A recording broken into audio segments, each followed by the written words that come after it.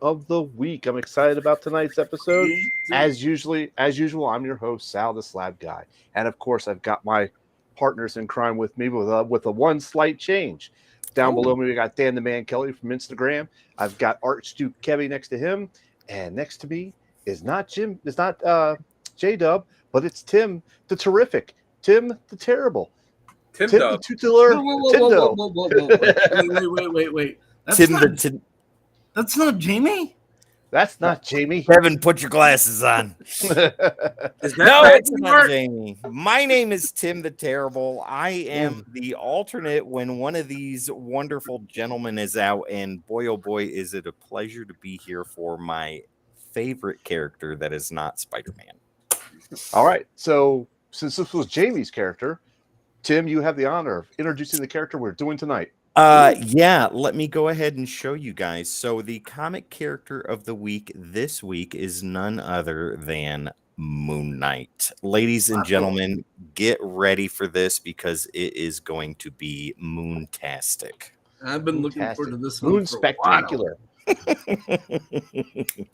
My knowledge of Moon Knight is pretty high. I'm not gonna lie. Just Alright. gonna brag on that right now. So Cool. I'm ready.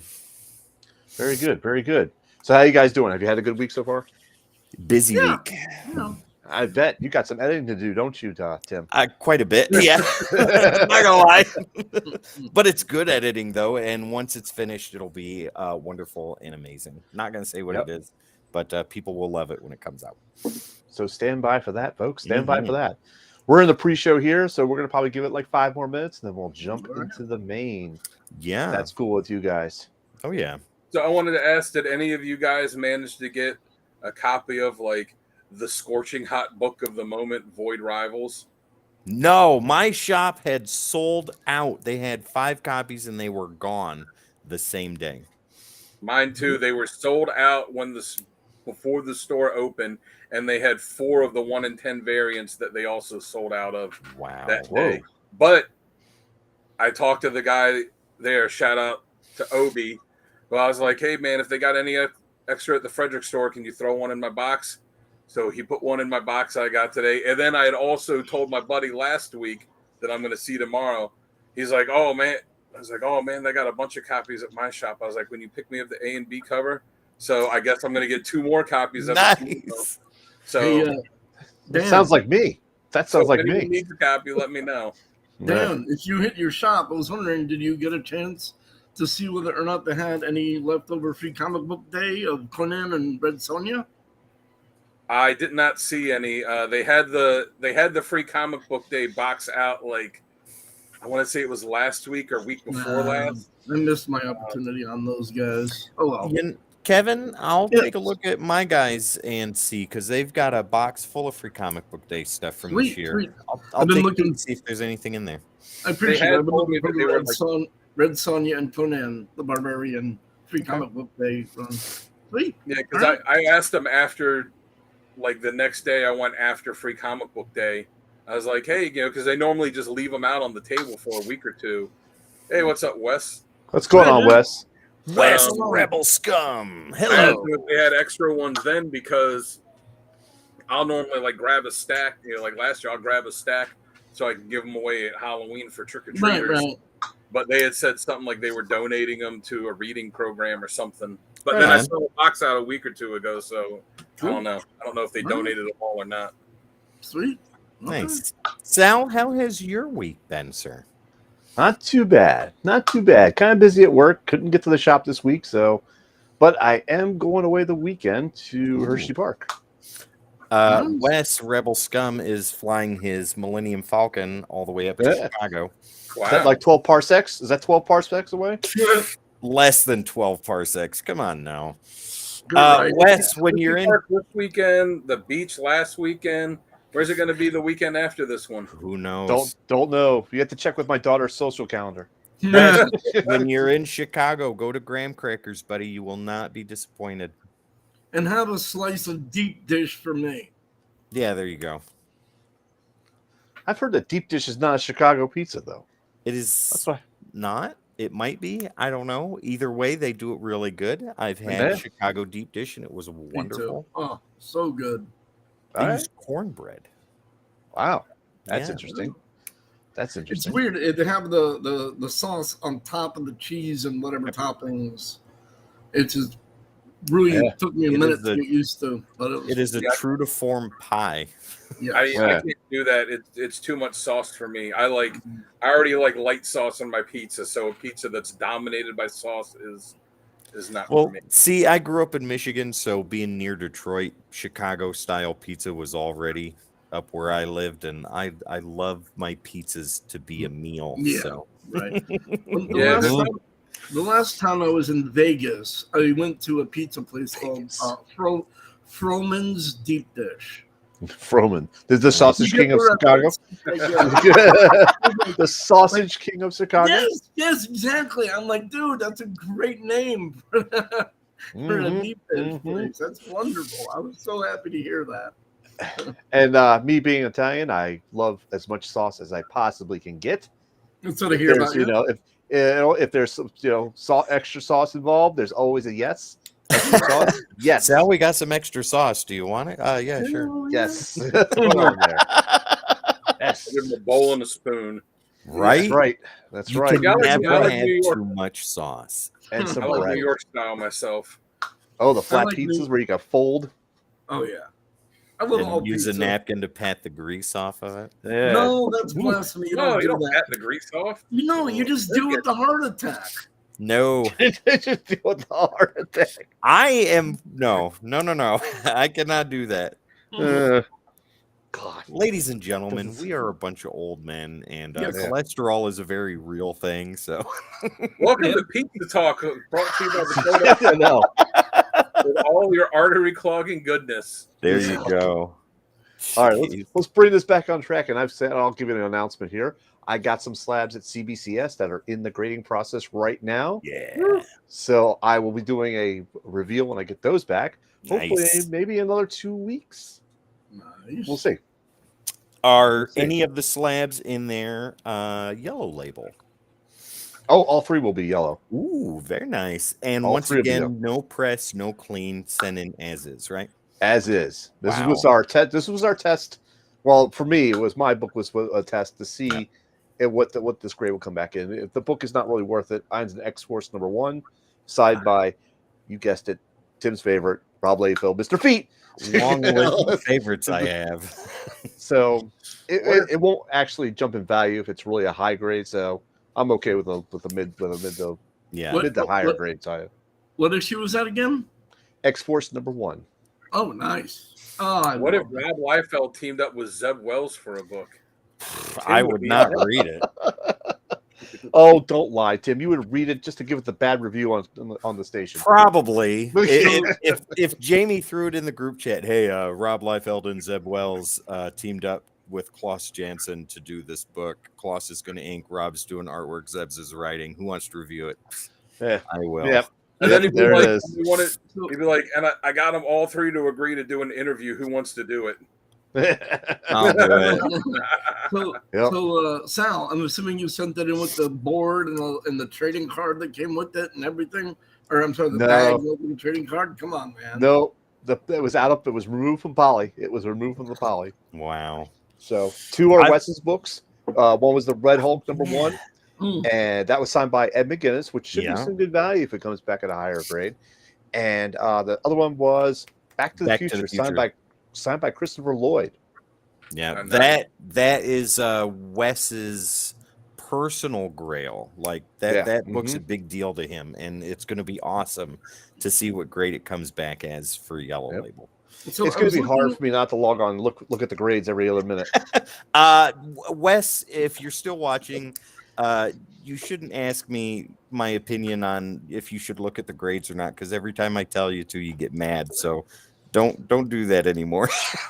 So I was Okay. looking through September's solicitations, and I know that they're coming out with a facsimile edition of Micronauts #1 Mhm. Ooh, Micronauts. and ROM, the Space Knight #1. Oh, I Wow. heard somebody call the ROM omnibus a Yes. Romnibus, and if they is it going to be called that? Why are they not doing that? Oh my god, that would be perfect. Rom the bus. That's good. Right? Rom the Space Knight, Romnibus. That's like the Spider-Mobile. You know, the Rom the bus. He takes that If everywhere. they ever do an omnibus for Youngblood, they'll have to call it the Robnibus. The Robnibus. Mm. Oh my lord! We could probably do a show on parody names. Yeah. Next on Codex Station, parody names. After dark. God. All right, guys, are you ready to start this show? Yes. More than I don't know. I think All we right. should make a couple more bad puns. That's what Okay. she said. No. I think we should draw the line now on the bad ones. I got a groovy Yeah. bass tune for you, and then an awesome hoof roast. All right, then. We'll see you guys in about a minute. All right. Oh, also before we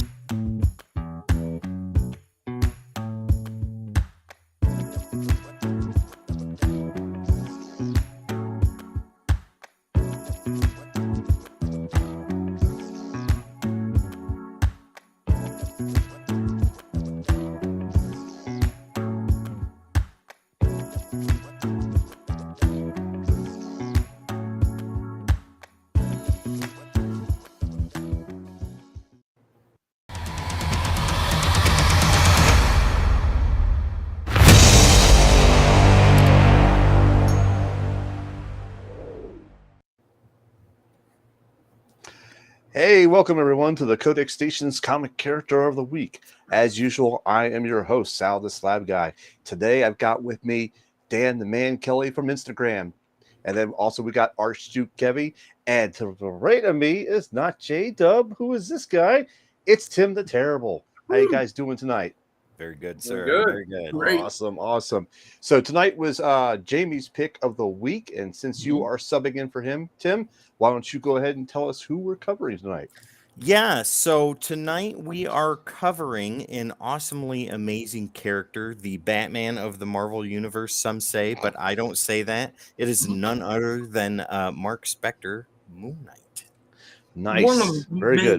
maybe Mark Spector. Maybe Jake Lockley. Maybe, I don't know. Stephen Grant. I don't know. Yeah, Well, it may be somebody. It may be one of them. Mr. Moon. Sure. Mr. Moon. Mr. Moon.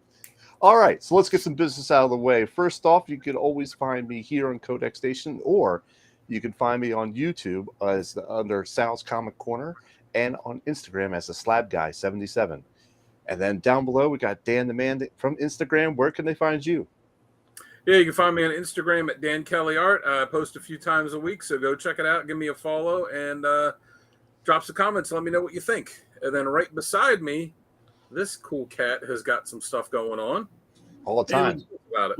What's going on, everybody? I created a group over on Facebook called Comic Character of the Day, and so we're on Instagram as well, where we post a different character every day, and we get into all sorts of other goodies regarding this geekery that is comic book love. And we'd love to have you come on over, check us out, maybe join and become part of our family. Nice. How about you, Tim? What do you got going on? Oh, you know, just a few things such as we're on all the socials right there down below at the Codex Station, your favorite social media platform. All you got to do is type it in and make sure we're live streaming right now, especially on Kick, our new live streaming platform. Make sure to hit that like, share, subscribe, and follow so that way you never miss out on all the new stuff that Codex has coming out all the time. Every time. And also, ladies and gentlemen, do not forget about our website where you can meet everybody here and everybody else that you don't see right now, including Jamie, who's heralding for Galactus. Head over at the codexstation.com, meet the team, get some merch, and so much more. But I think there's something else. You made a mistake there too, actually. Uh-oh. Like Franklin Richards, Galactus is heralding for Jamie. That is very true. Sal, what did I miss? What did I miss? Oh, I know what I missed. You missed our lovely Patreon, folks. Oh, Why don't you fill them in on that? That neat little thing right there, ladies and gentlemen. We are also on Patreon for the price of a cheap or expensive cup of coffee. Your choice. It's completely up to you. We have some patron exclusive things that you can go and enjoy and be a part of, such as behind the scenes material, access to shows earlier than those that get to see it on YouTube. Do you know games and things like that are exclusive only to patron members? Get to meet and interact with your favorite hosts. Hopefully it's Dan while he's drinking that drink right there too. No, And it's me. it's definitely Sal. It has to be Sal. Yeah. But yeah, ladies and gentlemen, if you feel so inclined, go ahead and head over to patreon.com/the Codex Station and help us out. Sal, if I may add one more thing. Yeah. We are at 901 subscribers right now, ladies and gentlemen. And we really need your help to get to that 1,000 mark. That is a major milestone. All of us here have worked so hard to get us to this point, and now we're making the call out to you guys to help us get to 1,000. We'd love to do it before the end of summer, but if we can't, we'll push that deadline towards fall. If you right. want to see your loved ones well and alive and whole again, you will. No, I'm too far. There you go. That's all I got. That's a bit dark. This is not After Dark, Kevin. This is Okay, Comic Character of the Week, all right? Comic Character Week, not After Dark. All right. Too far. My bad. All right. Yeah, very good. Let's get to, for a simple click of that like, share, and subscribe. It takes a half a second for you guys to do, but it means so much to us. So please go click it. Go click it. Tell your friends all about it. Yeah. All right. So today we're going to go over Moon Knights, and Dan, the man, formerly of Instagram, also live on Instagram. He's got the deets on this guy. All right. So Moon Knight first appeared back in May 1975 in Werewolf by Night number 32. It's created by Doug. I don't even know how to pronounce Moenick. it. Moenick. Is that it? Yeah, I think so. Doug Moenick and Don Perlin. He had one kind of origin when he was introduced, but that was retcon. So I'm going to give you the one that everybody knows, which is he was Mark Spector, who was a mercenary that was betrayed by one of his partners and left for dead in an Egyptian desert. He was saved by the moon god Khonshu to be his fist to defend travelers of the night in his name, and also basically to kind of go out and spill blood in his name too. Punish the wicked. Yes. Yeah. He's had multiple aliases to do this and developed a dissociative identity disorder along the way due to Khonshu messing with his brain. As far as powers go, he's highly skilled in combat, Olympic level athlete, skilled acrobat, expert marksman, skilled tactician, and detective. He's been resurrected by Khonshu a few times, so he's potentially immortal as long as Khonshu decides to keep bringing him back. And due to Khonshu messing with his brain, he's resistant to most telepathic attacks. My man. Yep. All right. Very good. Very good. So before we kick into the nitty gritty, we're going to do a little sponsorship from our sponsor, which is W Energy Drink. You got to go to WGG, and if you use the word Codex at COD-X at checkout, you can save 10% on that order. I know all the team has tried it. It's a great energy drink. It's a clean form of energy drink. There's no jitters. There's no bad aftertaste. There's no crash. It's a good energy drink, and you should check it out. And save 10% while you're doing it. It's good stuff. Okay. Definitely. All right. Awesome. So now for the segment of how this character works best. So, Kevin, why don't you kick us off and tell us what you think about it? All right. So for me, his just this psychotically driven dedication to his mission. He doesn't give a crap. Actually, I think he actually kind of likes getting the crap kicked out of him. He will take blows left and right and be like, oh, that's fine, I don't care, and keep coming.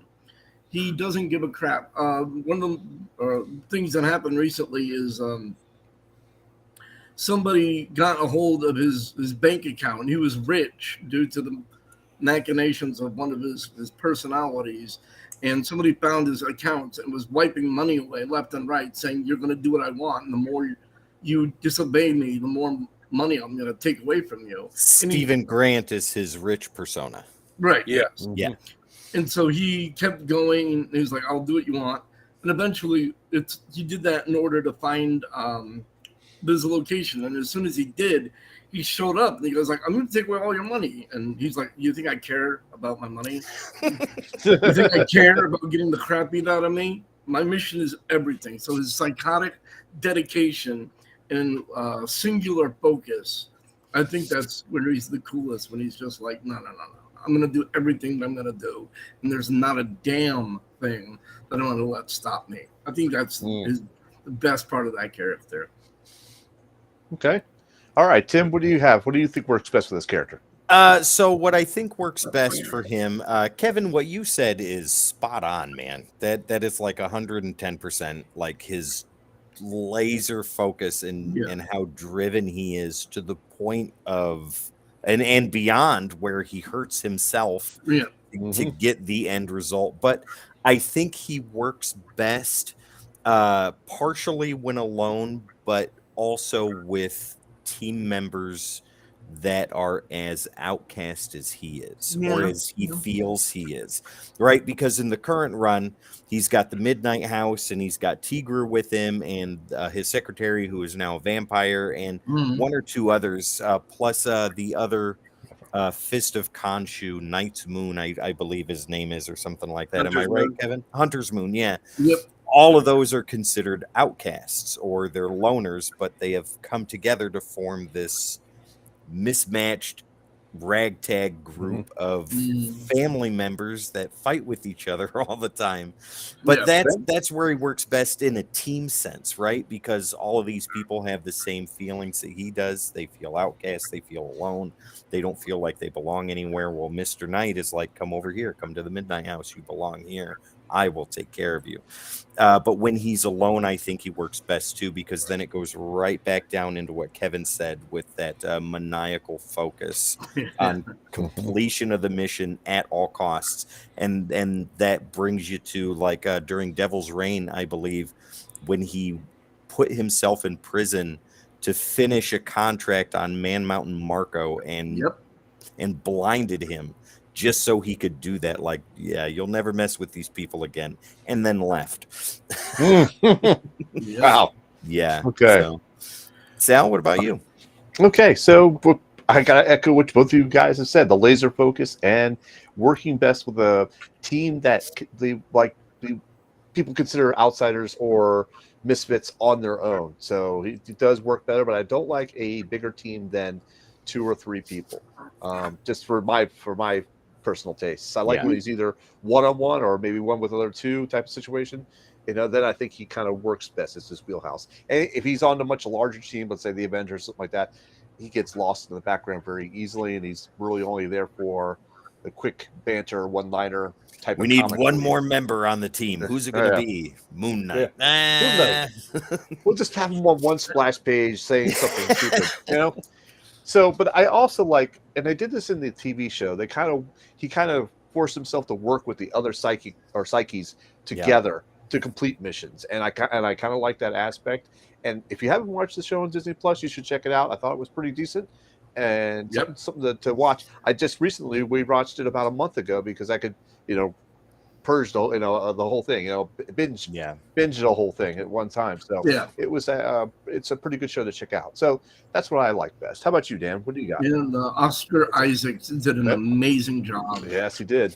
Yeah, he was really good in there.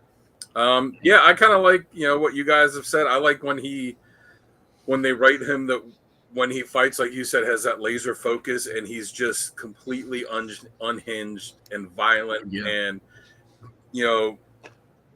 not really many other characters fight with that level of intensity and violence. Like maybe Hawkman, maybe the Punisher, but not that many. Like you said, like he's willing to hurt himself or get hurt to to accomplish his goal. Nothing's going to stand in his way. And like Sal said, I like when he uses all the personalities, and that's something that they've done in the current series, where they've kind of had like him in his headspace, where like all of them talking to each other. Yeah. And yeah, I do think he probably works best alone, but I don't mind him when he's part of one of those big team ups. But they got to do him right on one of the team ups where he's kind of where like the other heroes are kind of looking at him side eyed, like, I mean, he's here, he's a good guy, but you know, he's here, but he's not here. Like, we don't really know how much we trust him. He's kind of unhinged. Let's make sure we keep an eye on him. Mm-hmm. He's the guy that gets invited to a party and you're not sure if he's going to trash the house. Yeah. Oh, I don't need any booze, guys. I'm just going to destroy the kitchen anyways. Yeah, so punch a hole in the wall.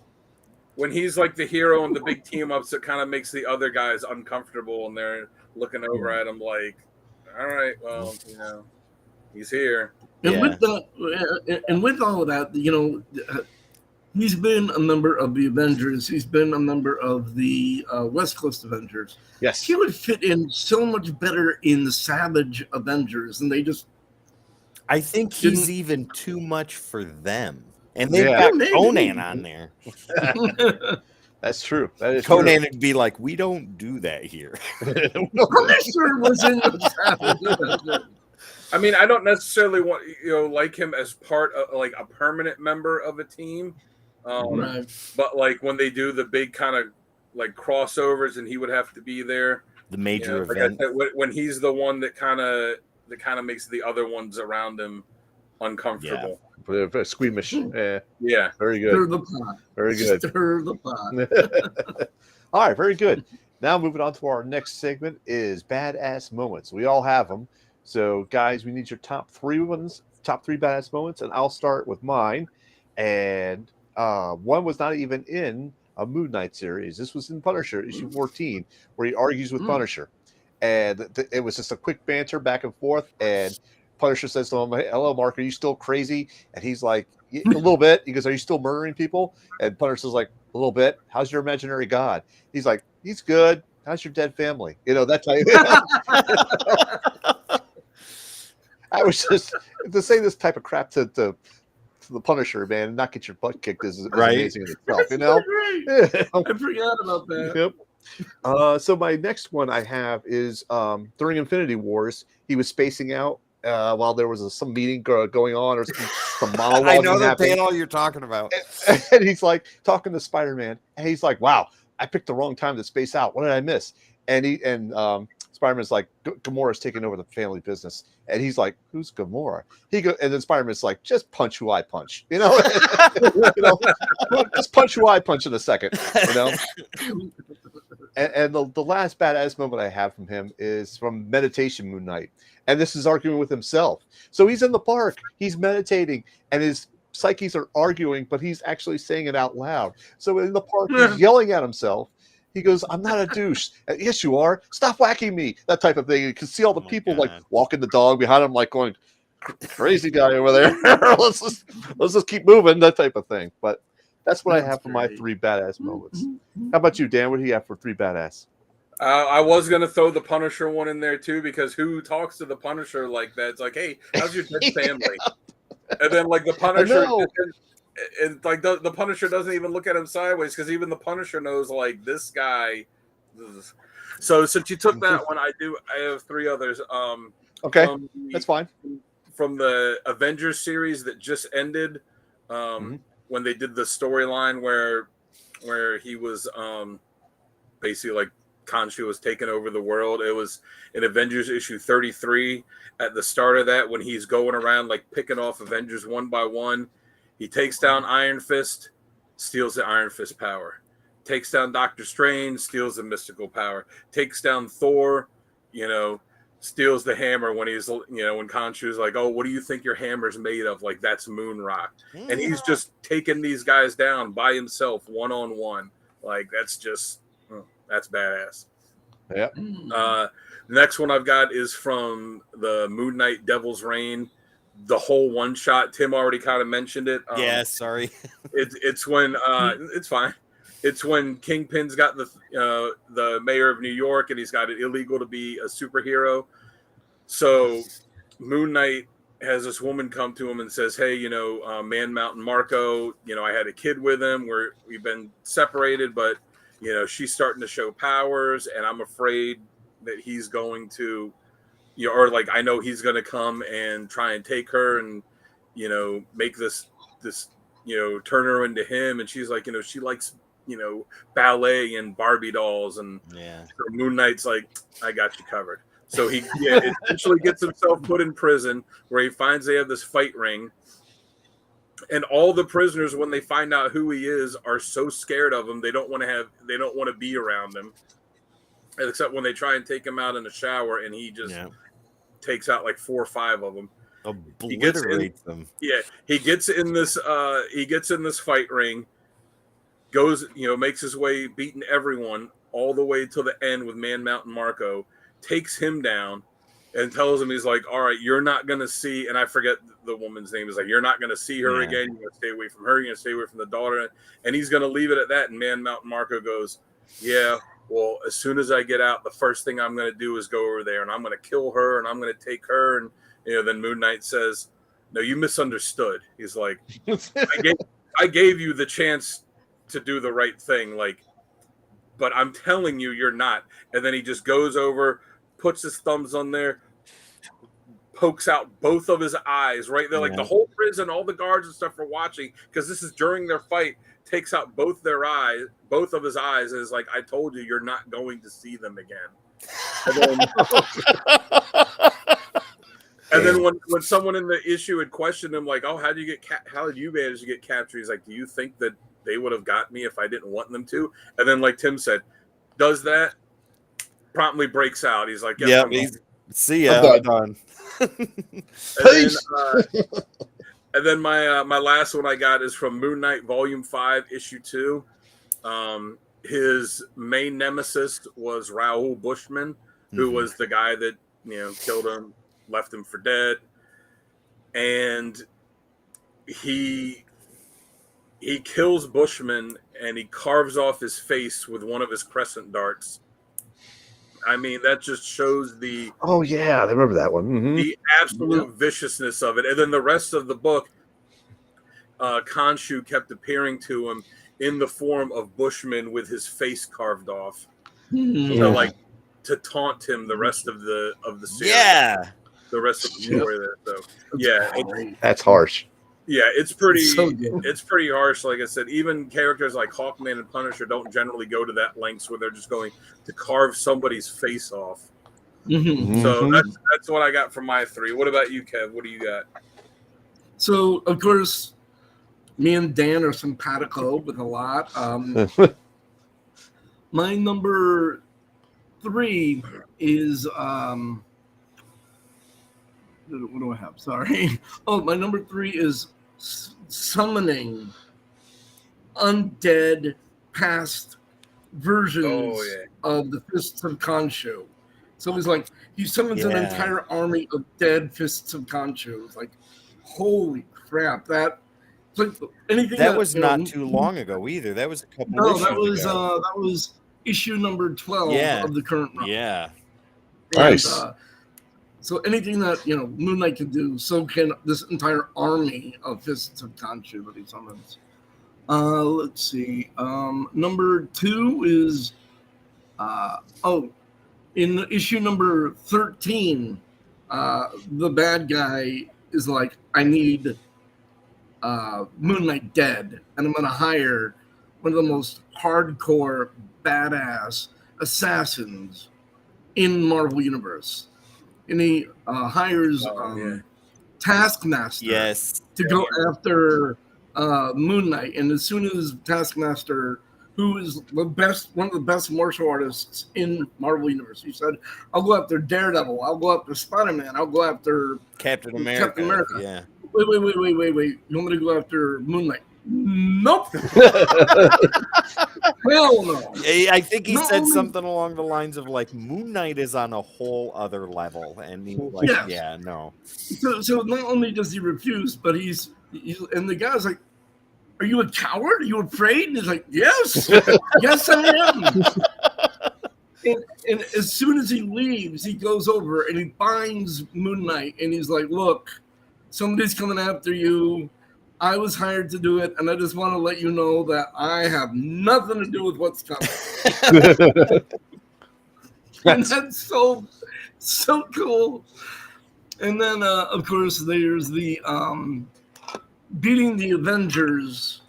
My number one is beating the Avengers, and like Thor is like a god, and he throws the hammer, and Moon Knight's like, boop, nope, Mine. What do you think that's made out of? You got nothing. To Thor.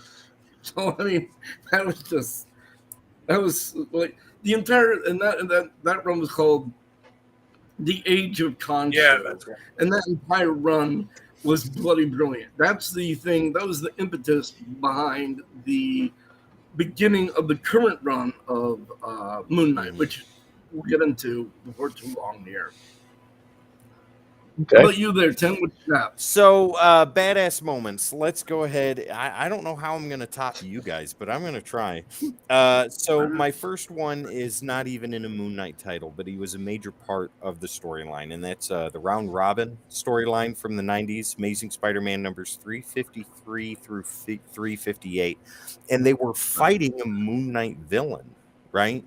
Midnighter or Midnight, something like that, Midnight Man or whatever. Man, I think. Yeah, but he was all cybernetic, and he was trying to take over the city and all this other stuff. And Spider-Man's trying to do things with Nova, Night Thrasher, and Darkhawk, and the Punisher. And Moon Knight finally comes in like the middle of it, and he's like, "I got it from here, guys. I'm going to take over." Spider-Man's like, "No.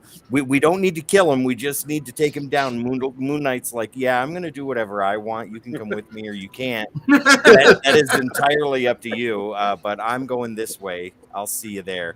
And the whole series was like that. And I think at the end of the series, Spider-Man was trying to give Moon Knight the business, like give him a lesson and talking to. And Moon Knight's like, "Yeah, you don't talk to me like that. He's one of my guys. He's my problem. He's not your problem. Thanks for your help, but I've got it. I'll take care of it." And I thought that was so incredibly awesome. I think at that point is when I was a kid is when I fell in love with Moon Knight. The other one, Moon Knight Volume 5, number 13. This is during the Initiative storyline, so right after Civil War, when Moon Knight does everything possible to earn a registration card. So he can continue to do the things that he does. I mean, the whole issue is brutal, and the cover of it is the registration card soaked in blood. So you can just think about what happens in the issue from there. The artwork was a little wonky for me, but the whole story, like, I was confused through the whole thing, but they're playing on the personalities and all that other stuff. And after the end of the issue, I was like, man, that was crazy. All that stuff he had to do to get the registration card. But the last thing has to do with cards, but it's Mark Spector, Moon Knight issue number 50, where he burns his Avengers card. Yeah, I almost had that one too.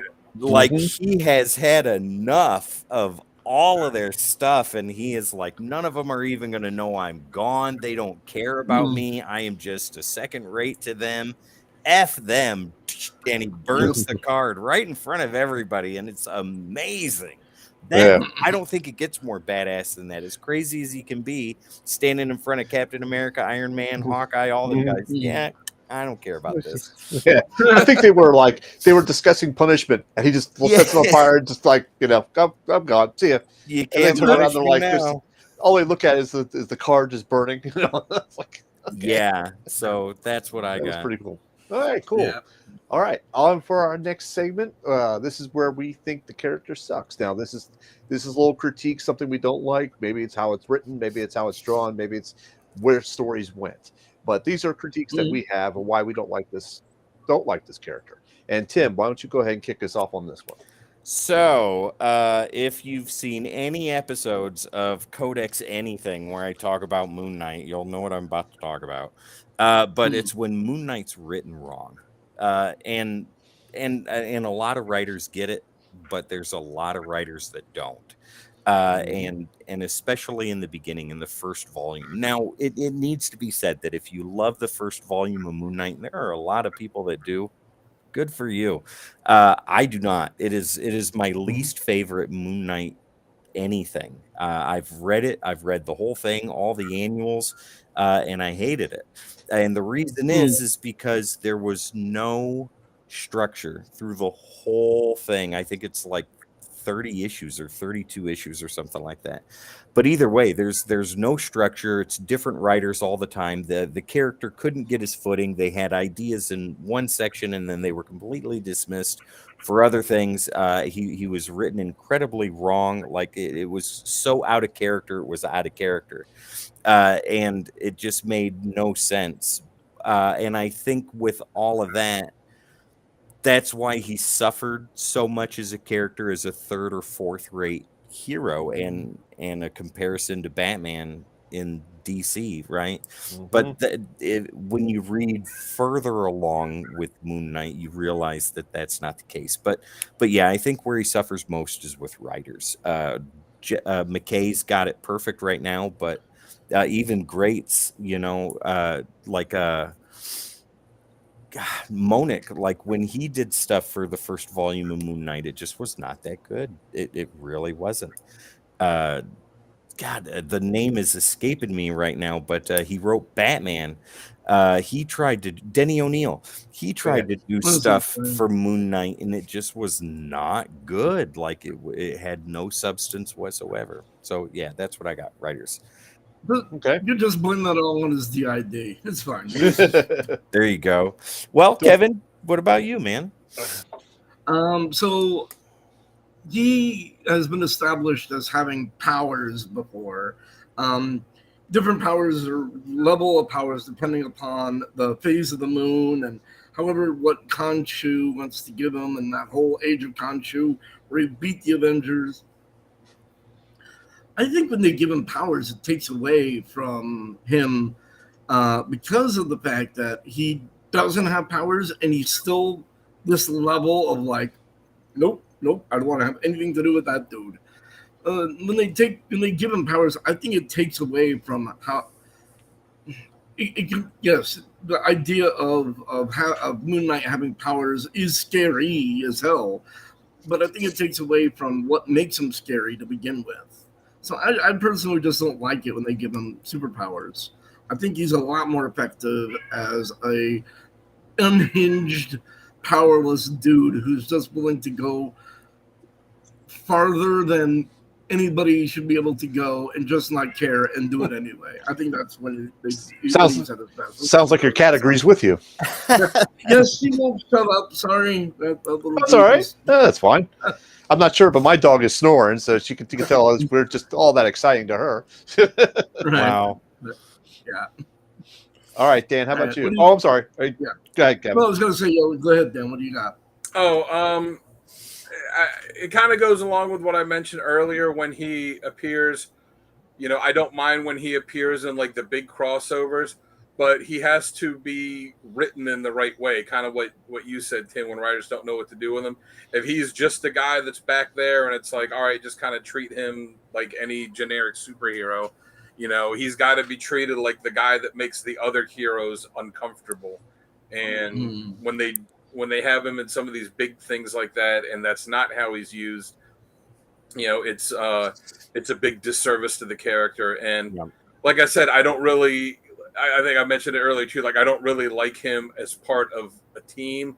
Like when he was on the Avengers or something. Like he's not a character that should be part of a mainstream team. He's not a character that should be part of like an organized superhero team, because he's not that guy. Like even with all the characters that he's got in his book now, like you said, he's got Tigra and he's got I forget her name, but like his secretary that was turned into. Yeah, I can't remember her name either.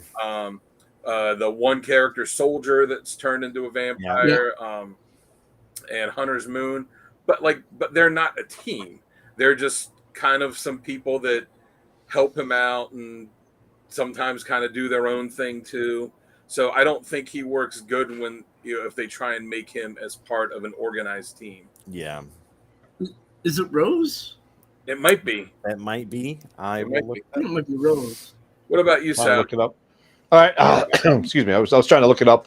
But yeah, I have to agree with Tim. I think it's really around his writing.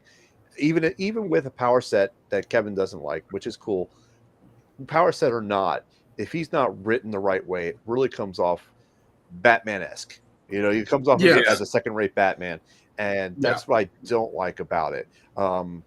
So it's as long and they try to keep it away from that Batman-esque situation, get it written in the right situations and the right timings, he'll be 100% better. And I think you were spot on, Tim, when you said that he didn't gain traction in his first volume, because I think Thank Werewolf you. by Night. Well, yeah, please, you're welcome. So when he was in Werewolf by Night, or introduced in Werewolf by Night, it was, I think, kind of a different character, or not too different, but I think He was they had a supposed to premise be a for him. one and done. It was Right. like different motivations, and then when he got his Yeah. own book, they like completely rewrote his origin as to what he originally was, which is like a werewolf hunter. Right. Yeah, they never do that. They never ever change. They never retcon everything. They origins. never retcon Yeah, anything. No. That's not a thing. Of course not. So I think, and that's where he suffered, because they didn't know where to go with him or what to do with him, and they gave him this setup, and it was very like a second-rate Batman to me. So Yeah. that's how I feel about that. Agreed. All right, so moving on from the critiques, let's get off of that. Let's get to some kick-ass covers. Yeah. We all have them. Woo. We each chosen 3. Kevin, why don't you kick us off with our All right, our let's badass do covers? this then. All right, let's do this then. All right, so my first cover is Moonlight. I can't see. Moonlight. What issue is that? Number 6. Was that 9? I think it's 9. Nope. It is That's number nine. Issue number 9. Yeah. Yeah. That's 9. I love the completely and utter disorienting MC Escher-esque aspect of it, because it just kind of shows the story, it's relevant to the story and whatnot, but it also kind of suggests how chaotic his mind actually is. So I love that. And then we got Moonlight. Honestly, I don't know what volume this is, but Moonlight number 5. Might be volume 6. I think it is volume Maybe. 6. Yeah. Okay, volume. Or no, it's Moonlight, volume six. 7, I think. Oh, is it? Yeah. I Okay. Thank you. Moonlight, volume 7, number 6. It's him peeling off his human face, and underneath is Mr. Knight, which I think is just Yeah, perfect that's pretty for the badass. character, because it's like what who really is Moon Knight, depending upon the day, the hour, the minute. He's completely not all together there in any way, shape, or form. And then we got an alternate cover for the first issue of Dagnabbit. I don't know what issue. It is the first, Kevin. That's all. First that issue. matters. It looks gorgeous. first issue of, I'm going to say, Moon Knight. And I'm sorry, I really should write these down, but it shows him jumping off of a building, flying upside down. And what makes this really cool is it's all in black and white, and the upper left-hand side of the cover is all the city, and the lower the lower left-hand side of the cover is very blank and stark. So the issue cover is just really jarring as far as like busy to stark, and it's all in black and white. It's just a really, really cool cover. Kevin, this is from the current run, volume 9. That is issue number 1, the O cover. Why do I not have? Then, if that's the case, then why don't I have this issue? Damn it! Because it's probably expensive. Probably. Yeah. Nah. All right. Thank you for elaborating upon my the volumes on these ones, guys. I appreciate it. All right. All right. So let's go with Dan next on this for top covers. Then we'll swing over to Tim. Okay. Oh, I almost chose 2 of those. Almost. So on the end, I'll start off with it. It was Moon Knight issue 23. from the run that Tim said he didn't like. So, which I'll agree. It's not that it's a terrible run. It's just not really That good. There's nothing special in it. It's just kind of an average 80s superhero thing. Yeah. But the covers for the series when Bill Sienkiewicz took over are just spectacular. And I told them earlier, I could have easily picked all his covers, but I picked the one that I liked the most, which was this one. I like that it's black and white and the Moon Knight logo in yellow kind of pops, but it looks really gritty and kind of dirty. Which looks cool. The one in the middle one, Mark Spector Moon Knight number 56. I picked for two reasons. One, because it is a cool looking cover, but two, if you were a comic fan around the time of this, you'll know the artist that did this, Stephen Platt. Splat. Came out of nowhere, became an overnight sensation. They put him on this book Moon Knight, and he's kind of early on he was kind of a Todd McFarlane knockoff that you could see his style develop. But he took Moon Knight, which was a book that was imminently getting ready to be canceled, and it was after a few issues after he took over, but he made it one of the hottest books around, and it was because of his art. And this was the best cover, I think, of all the ones he did. Nice. And then I got the Moon Knight Special Edition #1. I like the pose that he's got on that, where the cape's kind of going there, and the red, like the red night that's there, and like the red moon and all that, and and the rain that's coming down, and it's just a really cool, moody looking image. Yeah, definitely. Yeah, very cool. All right, Tim, let's see yours. Well, Dan and I have the same. That one in the center right there. What issue number is that? 28, right? 23. 23. Yeah. The cover itself speaks volumes. It's black and white. You've got the Moon Knight that pops in the front, and that is how you're supposed to feel when you dive into this book. And the covers for this entire run are awesome covers, this being one of the best. But moving over to the left, that is issue #1 of the current run.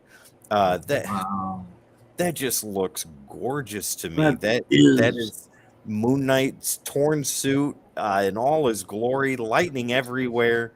It's wonderful. And then over to the right is David Finch with Moon Knight #2 from Volume 5. That, I think, is some of the best Moon Knight I have ever read. Wow.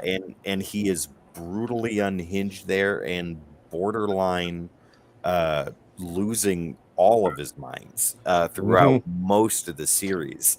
And it's just such an entertaining read. That cover right there shows you all you need to know. You said that is Volume 5? Over on the right, that's Volume 5. That's beautiful. Yeah, oh yeah, all the covers are like that. Even after Finch left, Miko Suyan came on, did wonderful covers, and then everybody else that was on after that did amazing too. With the cover on the left, Khonshu had to resurrect them with that level of lightning. There's no surviving all of that. And that's the A cover too. So and it really makes you wish Steve McNiven drew more Moon Knight. No kidding. Yeah. All right. Let's go ahead and take a look at what I've chosen for top covers. Yeah. There we go. So first off, we got Moon Knight Black, White, and Blood. This is a Delato variant cover, and I just love it for the blood just dripping off of him like he's just fresh out of the fight.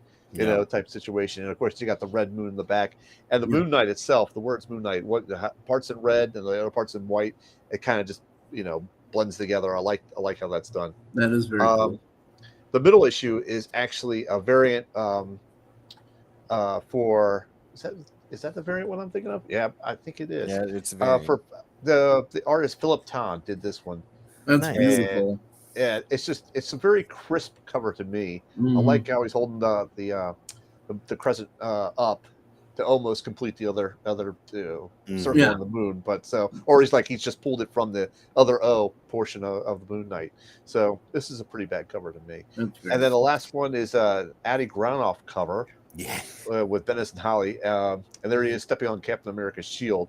I'm not sure where the claws are coming from, I but was going to say, is this Wolverine or Moon Knight? yeah, I know. That he's got Spider-Man. Oh, I know what this. I remember now from the story. That reminds me. I think it's part of one of my stories. But in the Yeah. storyline, he's actually teaming up with Wolverine, Spider-Man, and Captain America, but he's not. It's Yeah. all, in his head. It's all the hallucinations in his head that he's actually teaming up with them. So he's having conversations with them not even there. He's even type more situation. unhinged. So that's why I totally forgot about that. Mm. That's why that yeah. Even more That's very cool. So, yep. And just a note, the name of the secretary, the vampire, is Reese. Reese. Right That's on. Okay. Reese, yes. I was right with the R. Yes, you were. Yes, you The were. R and the S and the E, you were right. There you go. Close. 3/4. Yeah.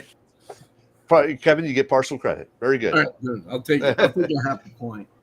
There you go. There you go. But But more than the rest of us had. yes, indeed. So, as always with top covers, we want to know where we can find these books, and we have the perfect place online for you guys to check this out and actually probably pick up either the graphic novels or even maybe some back issues. It's at heroescornercomics.com. You go check them out. You use the word Codex, that's CODEX with no hyphen, and you can save 20% on that order. Now, this website is well done. He's got slabs, he's got back issues, he's got store exclusives, and he uses the preview app for setting up a pull list, and you can even find your kick-ass variants there and sign up for them through that way. They ship very well, and they deliver pretty quick. I love them. I get my big time pools. If you ever watch my channel, you see the epic boxes that I unload. Mhm. Tim's seen a few of those as well. So Oh yeah. definitely check them out. They're at heroescornercomics.com, and they're also on Facebook under Heroes Corner Insiders. Yep. There you go. And if you're in, you're in. Great guys. Yeah, oh, Mhm. yeah. Yeah, definitely. Louis and the whole team, they are amazing. Yes, they are.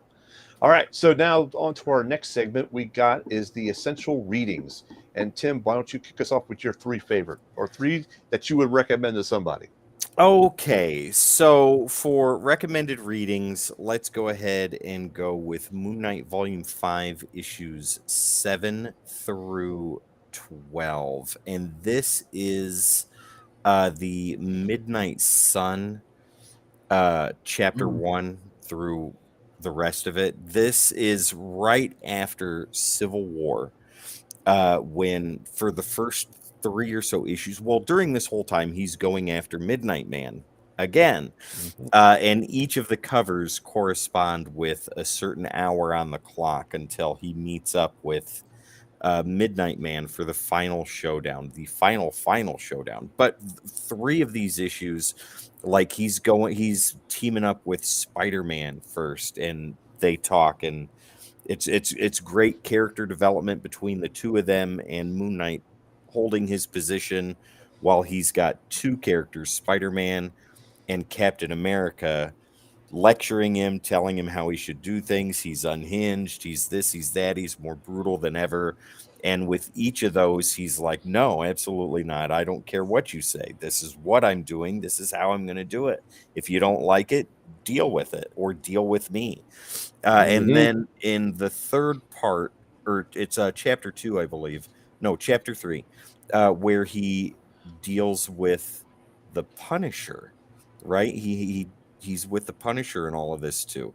And that is wild on its own, because it's the same type of conversation, and the Punisher's like, I don't care what you do, just stay away from me. And it's amazing. But the whole story is leading up to his final confrontation with Midnight Man, and it is absolutely amazing. Next, I have Moon Knight Volume 6, issues 1 through 12. Sal, that's the Bendis run. And I'm going to let Sal discuss a little bit more of that than I will. I'll allude to it. So with the Bendis run, right, like you said, Sal, he's teaming up with Wolverine and Spider-Man and Captain America, but he's really not, because he's teaming up with them in his head. This was a run that I initially stayed away from, because I didn't think Bendis could write Moon Knight very well. Bendis was a good team writer, but I thought he was going to destroy Moon Knight. So I stayed away from this for a long time until I read it. And this is, honest to God, one of the greatest series that's been written for Moon Knight. And it's only 12 issues. And that's really unfortunate. It really dives into the DID that he has, the dissociative identity disorder. Right. Yeah. And things of that nature, and it's well worth a read. It's more difficult for me to explain than to just say read it. Trust me. And then finally, the current run, Moon Knight Volume 9, issues 11 through 13. That is where he is going against Zodiac, and I love that in Moon Knight they are bringing back older villains for him to fight, and he is systematically tearing them apart. And this is one of them. This is early on in this, or well, close to halfway through the current run, but it's only 3 parts. And like the plot, Moon Knight and his allies race against time to save lives, while Zodiac puts in motion his plans for his final strike against the Fist of Khonshu. It's awesome because, as Kevin has said before, Moon Knight is so systematic and brutal in the completion of the mission that Zodiac has no idea what he's gotten himself into. And it is glorious to read for those 3 issues because you can tell what's coming. Zodiac has no flipping clue, and you're like, man, it's gonna hurt when Moon Knight gets there. Yes, indeed. Yes, indeed. Yeah, that was a good one. So those are my recommendeds right now. Excellent. Okay. All right. Let's go with Kevin. What you got for recommended readings? All right. So for me, I got Devil's Reign, Moon Knight #1. We talked about this. Tim talked about it, and Dan talked about it. I thought this was great. Like Dan said, he was hired by Man Mountain Marco's wife to like say, I'm scared about like his influence over my daughter. And he goes over to prison and he gets into this whole fighting ring, and he's like, you're not going to see them again. He's like, I'm going to do that anyway. He's like, okay, I warned you. I told you you're not going to see them again. And gouges out his eyes. That's just brutal. And one of the other things that I thought was great about this was as soon as he's in prison, he's talking crap to the other prisoners. And they're like, who the hell are you? He's like, I'm the guy that carved that moon-shaped scar into your forehead. And like, oh. Well, he's wearing like the potato sack on his head too. Yeah. So good. And so, we usually do like storylines, but I'm going to say just the current run, volume 9 of Moon Knight, the entire thing. We're up to issue number 24 right now. 100%. Read all of it. It is the best run.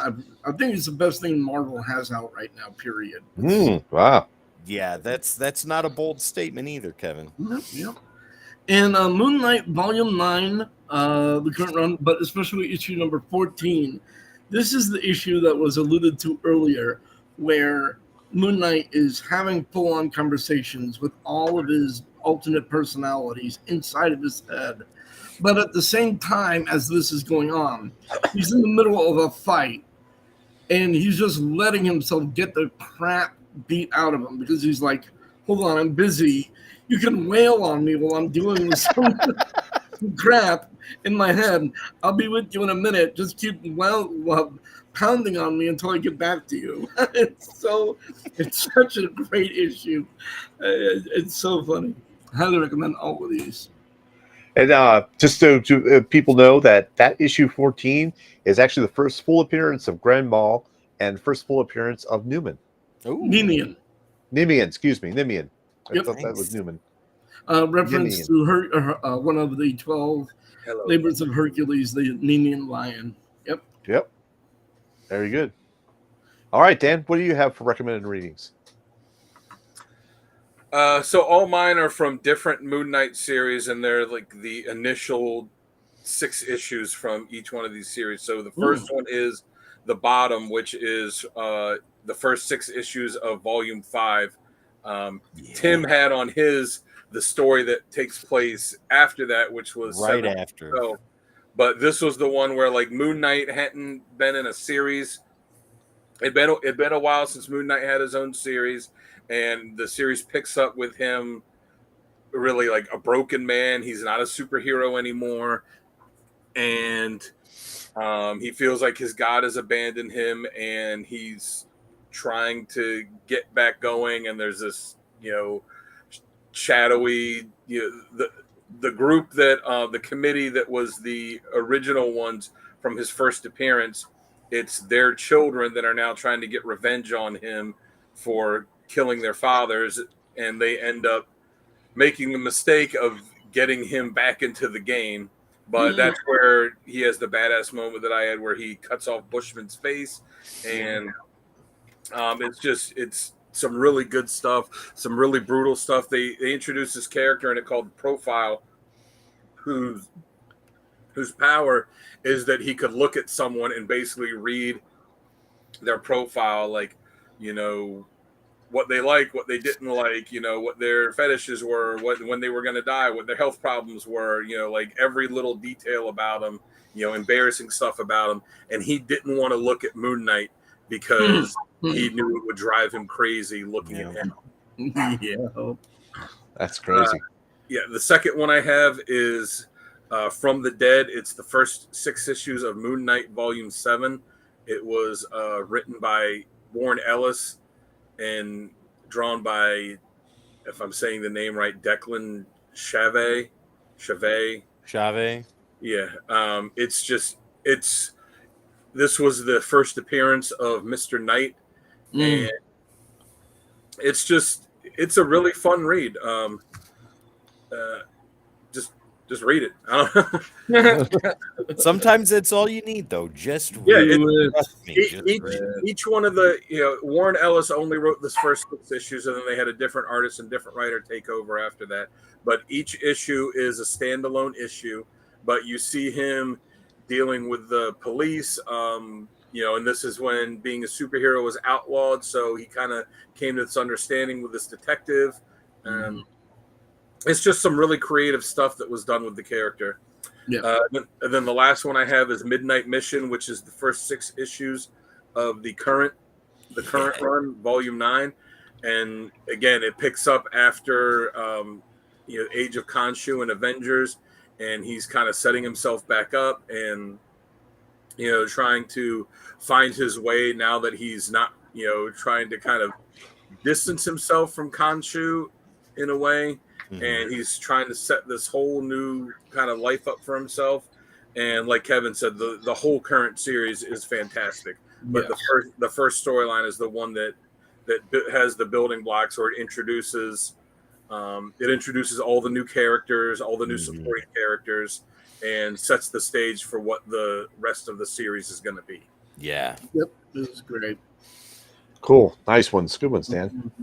All right. Now we could go to my recommended readings.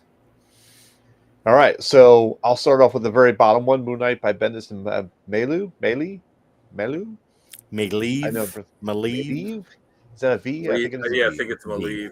Yeah, Maleev. So this is the complete collection. This is the one we've been alluding to now the whole time. And this is where he, needs to team up with Captain America, Wolverine, and Spider-Man. And the tagline's like, "There's nobody you want to have more than this trio of mighty Avengers." So what's the problem? Well, they're all in his head. He's not actually teaming up with them. He's teaming up with them in his head, like Tim had said. And he's trying to fight, his battles while having this shattered psyche type thing. Yep.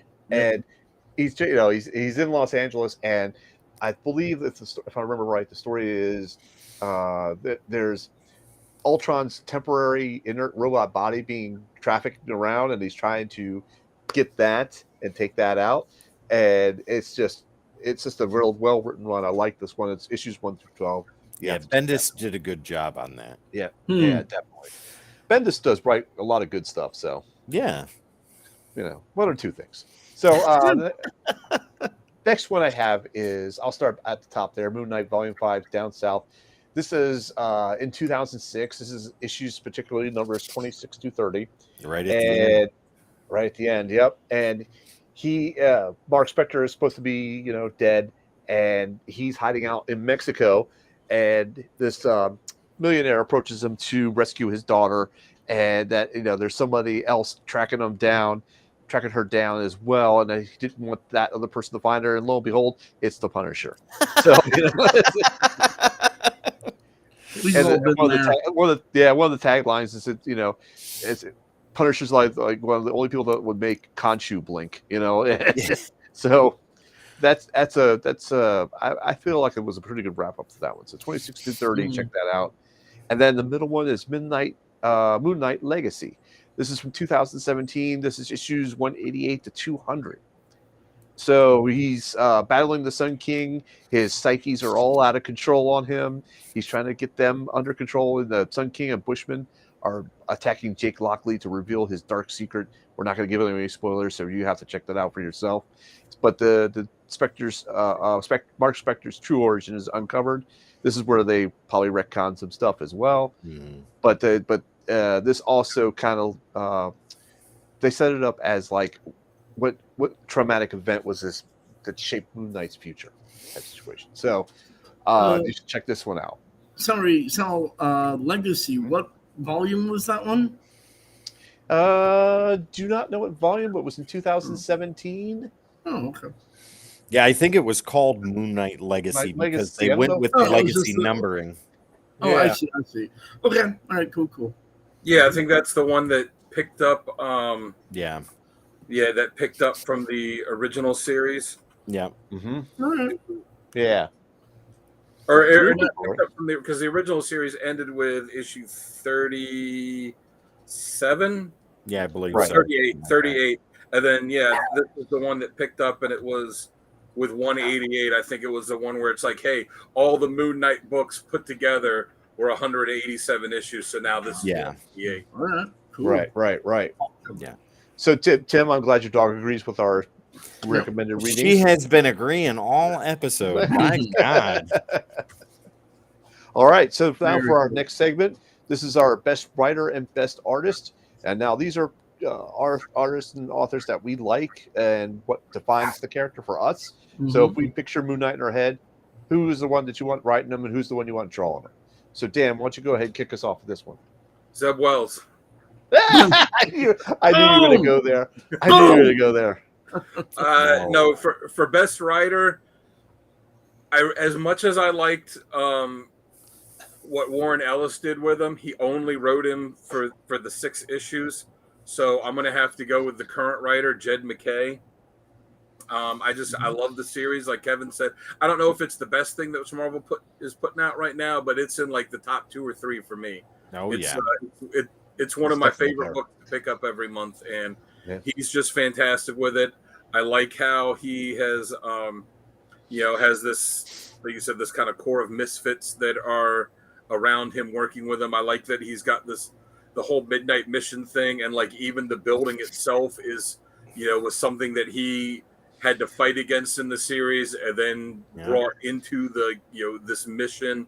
Part of the family too. Yeah, like I'm protect. Like it leans heavily into the protecting the travelers of the night, and how it has, it really does a lot with all of his different personalities. His base of operation is itself a supernatural entity. Yeah. Amazing. So I really like what MacKay is doing. Mm-hmm. I hope that the book goes on for a long time, and I hope that he stays with it for a long time. Yeah, agreed. Though, if he were to leave it, one writer that I would like to see tackle the character is Donny Cates. Yes. I feel like Cates this is one of those characters that's like right down his alley for the stuff that he would do well with. And for best artist, I'm going to have to go with David Finch. When he did, it was volume 5. Mm-hmm. When he was on that, like his artwork was just so good. It's so detailed, and like the action in it really goes well. But it's not just the good superhero stuff. He's really good at drawing the dark, moody stuff with him, and drawing it where it looks really gritty. And when he draws the violent stuff, and there's a lot of violent stuff with Moon Knight, he he doesn't shy away from it, and the No. detail that he puts it and the grittiness that he puts in the art just really hammers it home too. So that's who I'm going with there. So what about you, Tim? What do you have for your best writer and artist? Dan, if I could repeat everything you said word for word, that's what I have. Jed MacKay for my writer, 110%.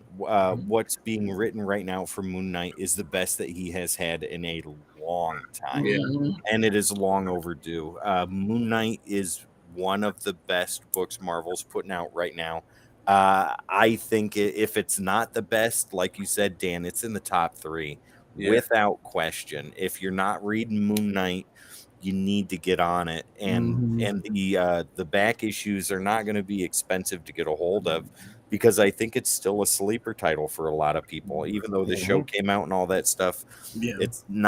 It's not being talked about enough, and it is just written that well. The artwork in there is amazing also, but that's not my favorite artist. My favorite artist is, like you said, Dan, David Finch. What he did for volume 5 of Moon Knight, after Moon Knight hadn't had a series for quite a while, his artwork was right in your face, and it was brutal, and it was vicious, and it made you uncomfortable, and it did everything visually that a Moon Knight comic book needed to do. And it was just so wonderful to read that as it was coming out, and to see how brutal things were in those covers. The blood cover where he's standing there and he's got blood all over himself and his fists and all that jazz. David Finch needs to come back and do some Moon Knight. I would love to see that again. Absolutely. And especially the way, especially the way that he started the book too, because Moon Knight was like a broken man in a wheelchair, like unkempt in the beard, and like, you know, he just captured that perfectly. Yeah, all of it. Visually, David Finch, I think, is the best Moon Knight artist. 110%. Sal, what about you? Okay, well, as much as I like MacKay on the current run, I went with Brian Michael Bendis. Okay. I went with Bendis. Fair enough. I went with Bendis. I like that bit that he did, and there's nothing to take away from the current series. It's been very good for me as well. Definitely in the top 3 for me as well. But for artists, I went with Bill Sienkiewicz. Right right? Yeah, Sienkiewicz, I believe. Sienkiewicz. Yeah. Yep, Sienkiewicz. The contrast and the grittiness of his drawings, that just speaks to me there. So that makes me think Moon Knight. Right on. His covers in the first volume are classic covers without a doubt. Really, his interior art too. Like, he started experimenting a lot. Yeah, developing his style from being just typical 80s comic artist to like what he became. That's the book that he did it in. I agree with you. What he did on Moon Knight transitioned eventually onto New Mutants when he made it over there, and you can really tell. Definitely. So, all right, Kevin, what you got? I gotta, of course, go with Jed MacKay. He's slaughtering it, but I'm gonna go a different route altogether, and I'm gonna give my dream team of who I would like to see do Moon Knight. So for my Moon Knight writer and artist combination, I want to see Alan Moore team up with Todd McFarlane. Holy shit. That would be wild. Right? Yeah. McFarlane doesn't think about capes, you know? Exactly. You'd get a crazy cape. Wow. And he's got the hood too, so maybe he'd have some kind of crazy hood too. Right? Yep. Just baller. Comic executives, say your I'm sorry's to Alan Moore, and let's make this happen. Serious? Come on, man. It would be completely baller. And if you need to get on the show, let Kevin straighten you out. You get on this show, let Kevin straighten you out. I'll talk, man. I'll convince you. All right, guys. Good choices, good picks, good covers. This has been a great episode. Do we have any last-minute comments we want to do before we sign off on this one? The moon rule anything on the side of my car. Moon Knight is a highly underrated character. I think Very he much. deserves more spotlight. I wish more people would be deeper into Moon Knight than on the surface level, because Yeah. there's so much more. And anybody that gatekeeps Moon Knight is doing him a disservice. They need to open the gates, and you need to go in there and get crazy and enjoy this character. He is such a wonderful character. I would All right. like to add one small detail here. So we all love Moon Knight, and one of the most inherent aspects of the character is his DID, dissociative identity disorder. So all of you out there who are dealing with mental illness, please talk to somebody, reach out for help. People do care despite how much you think that they don't. Agreed. Thank you for that PSA. I was going to say Welcome- something with the character. Welcome to too my that- TED Talk. Go ahead, Dan. I was going to say something that I was surprised none of us mentioned is the fact that he's kind of looked at as just the Marvel version of Batman, but he's so Right. much more. Yes. He is definitely not the Marvel version. Yeah, of that. the Right. similarities are he's a hero that primarily operates at night and wears a cape. And like that's that. where it stops. Doesn't really have powers, and like that. Yeah. That's really it. There's a ton of characters that are very similar to that. But one thing that all of us neglected to mention, which is a core thing with him, is he's a character that operates at night, and he wears a white, all white and bright Shoot me! white. And all of these characters have asked multiple times over the years, like, why do you wear this? And he goes, oh, I'm not trying. He's like, they're going to be able to see you. He goes, oh, I don't want them. He's like, I'm not trying to hide in the shadows. I Yep. want them to see me coming for them. Yep. And it just goes to the insanity of the Yeah. character. Like we all kind of said, like he's just willing to take this punishment. Yep. He's not trying to sneak up on you like Batman. Like he wants you to see him coming. He wants you to see his fist coming at you. Warren Ellis was the one that like kind of brought that to like, yeah, I want people to see me coming a mile away. Yeah.